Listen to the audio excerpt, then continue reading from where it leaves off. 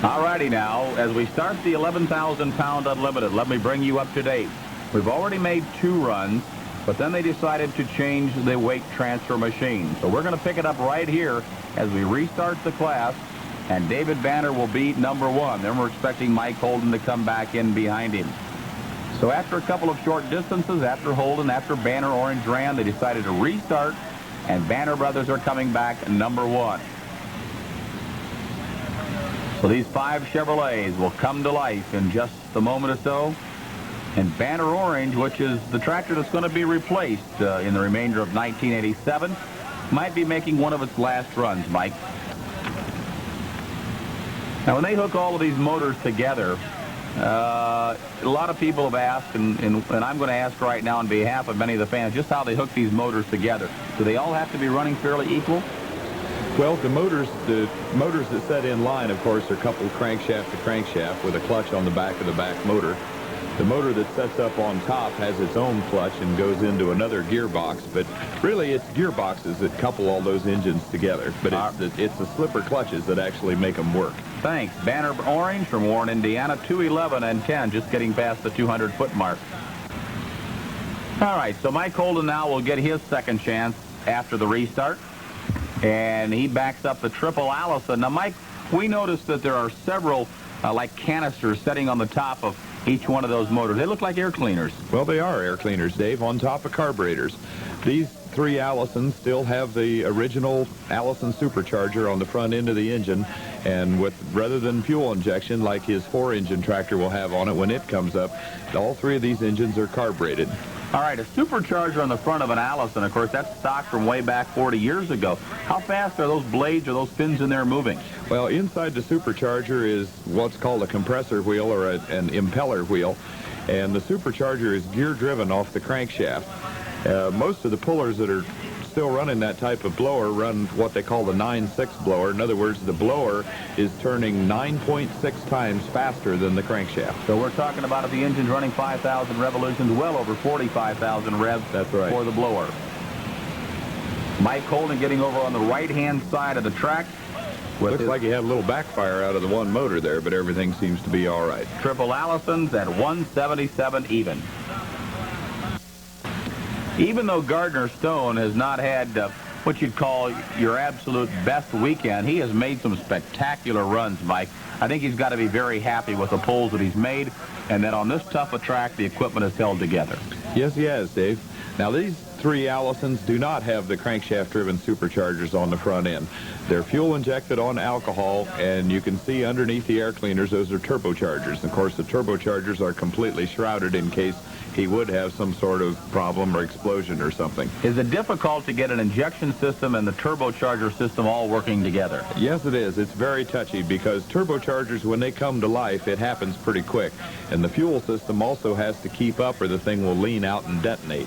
So it's a pretty touchy piece of equipment. Normally this tractor runs best when it gets a little light on the front end. He can carry the front end just like he's doing right now. There goes the general acting like he's in command. Just a little bit short of the end of the track, but still an excellent run. There's some of the oil burning off a little bit. Gardner Stone, a high distance of 227 and 10. Here comes Foolish Flyer now. James Waltz out of Linden Station, Wisconsin. They've got 2 Allisons in the competition today. You know, Dave, it looks to me like they've done a little change on that tractor since the last time I've seen it. I noticed down on the front end where the supercharger is, the shroud seems awful long. I wonder if they've put a compound or ox-stage supercharger on that engine. All right, would that be just a larger supercharger? No, it's a compound supercharger. In other words, there's 2 superchargers there. The first one picks up the air, squeezes it, sends it to the second one that squeezes it again before it goes into the engine. Tremendous amount of force of air going into the engine along with all of this fuel. That's what makes horsepower. Here we go now. Foolish Flyers, they bring her off the line from the Badger State. It just don't seem to be coming alive like it should. I don't know. It could be a fuel problem or it's hard to say. Well, the Walsh family has a lot of pulling equipment in competition, a lot of tractors. And he didn't go 75 foot, so he can back up and still have one more chance to get her going. Well, we've got a lot of good tractors yet to go. No full pulls so far. But don't forget, Engler hasn't pulled. Banner Brown hasn't pulled. Russ Jansen yet to run. Steve Jaskey. Boy, there's a bunch of good ones. And coming up in a little bit, Mike Holden with the new 4-engine Allison tractor that we've never seen before anywhere in the United States. All right, some of that alcohol burning off there a little bit. Yeah, these highly either supercharged or turbocharged engines, they have a very complicated fuel system. In fact, there's 2 sets of fuel nozzles on each cylinder. One set that the engine idles around on, then as the boost pressure starts to come up, the fuel flow through the engine almost doubles. Jim Walsh out of Linden Station, Wisconsin, a disappointing 116.9. Here comes Gardner Stone's other tractor now, Mr. LTL, loud, tough, and lethal. And I'll tell you, anything Gardner Stone builds when it comes to Allisons and injection and turbocharging systems, they are loud, they are tough, and they are lethal. And the guys with the V8 know that Gardner can be right on their tail. Looks like the engine here on this side may have died. They're going to put a wrench on the clutch shaft, and he'll rev the other engine up, and they'll engage the clutch, which will start the motor on this side. There it goes. And you can see some flames pop out of that right engine as they check them. Now, Mike, we noticed for the novice, the people are holding the crew is holding their hand over the exhaust pipes. Wouldn't that burn their hand very quickly? Well, you wouldn't want to hold it there too long, but there's really no other way to tell if the engine's running. There's nothing, no pulleys or anything that are exposed that you can see whether the engine's actually turning over. All right. Well, here we come now. Gardner Stone, look at him turn those tires as fast as any Allison you ever want to see. He's on it, doing a big wheelie right down the right-hand side of the track. A big cloud of smoke goes up. Here again, that's that oil, as you indicated before. Pulling the oil out of the turbochargers, and it's really not a serious problem, just kind of makes a little bit of smoke. 198.4 for Gardner Stone. Boys. Well, we are going to see history made now at Super Pull 14. We've seen history other years when they added the second V8 engine, or when they added the third or the fourth or the fifth or the sixth. We saw history when they went to 2 Allisons, 3 Allisons, and now we see history being made. The first 4-engine modified dragster tractor in America. Mike, tell us, just how did they get 4 Allisons in Mike Holden's tractor from southeastern Ohio? Well, I'll tell you, Dave, I've been looking at this tractor back in the pit area, and it's just amazing how you can put 4 engines that big and get them as neat and compact as he's got them in that chassis. We saw this tractor running the 5 modified with just 1 engine, and all 4 of those engines have Mike's homemade fuel injection system on it. And I think he had a little problem there in the 5 because it wouldn't hardly run. Now he's got 4 motors in there, and this is the very first trip down the track for it. And you know, just getting the engines to run and run together and getting it to the line is a real feat within itself. Now, we notice there's a couple of canisters or containers up here on the front of the engines. What would they be used for? Well, see, each engine has its own fuel tank and all the accessories it needs right with it. So here he comes, the inaugural run of the 4-engine.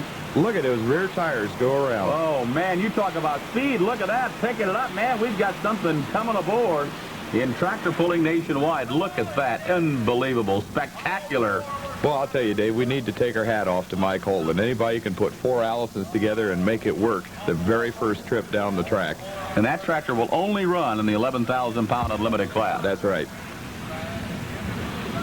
Well, I'll tell you, they can be grateful they don't have another 1,500 pounds to play with. Otherwise, yeah, Mike might have 5 of them. Right, you're right.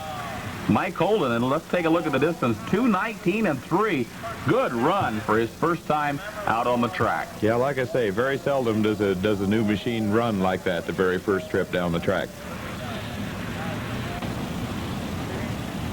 Well, now we get to a couple of the real heavyweights, a couple of the favorites here in this class. It'll be, most people expected, a Banter-Engler duel, but that has yet to develop because neither one has hooked to the sled. Here comes Tim Engler now, backing up right now. And we also notice that he has expanded and lengthened the fenders on the back of the tractor. Is that basically to keep the dust and dirt away from the engines, Mike, and the drivers? Yeah, he doesn't run air cleaners on any of the motors, Dave, so they put the big wing over the rear tires so that, especially in the summertime when they're outdoors and the conditions get really dusty, that the tires won't throw, well, they will throw some dirt, but it tries to keep it down up around the motors.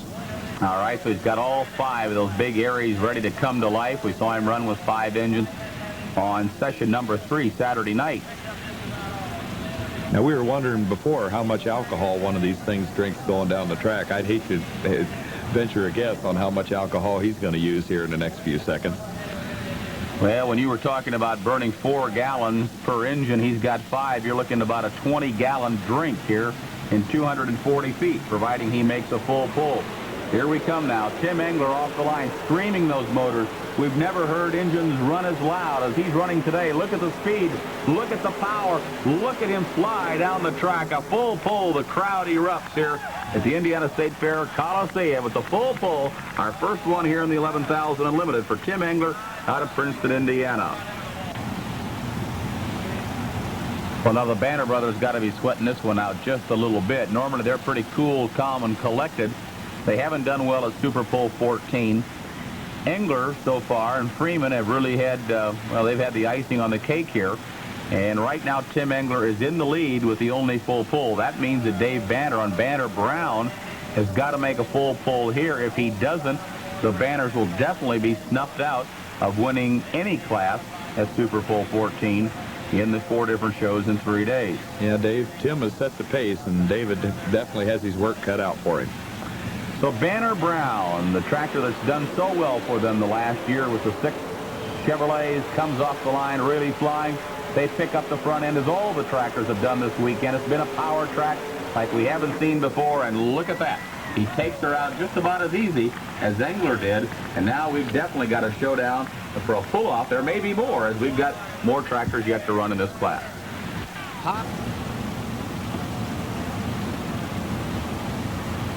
You can see Bud Jasky now pointing for son Steve as he backs up to the sled. Don't cut out the Blazing Bison 5-engine tractor here as well, because the engines are set in the same configuration as Engler. Although this is not an Engler chassis, this is a Weber chassis out of Wisconsin. Steve Jasky does the driving in the modified dragster tractor classes. His dad drives the 4-wheel drive trucks in those respective classes.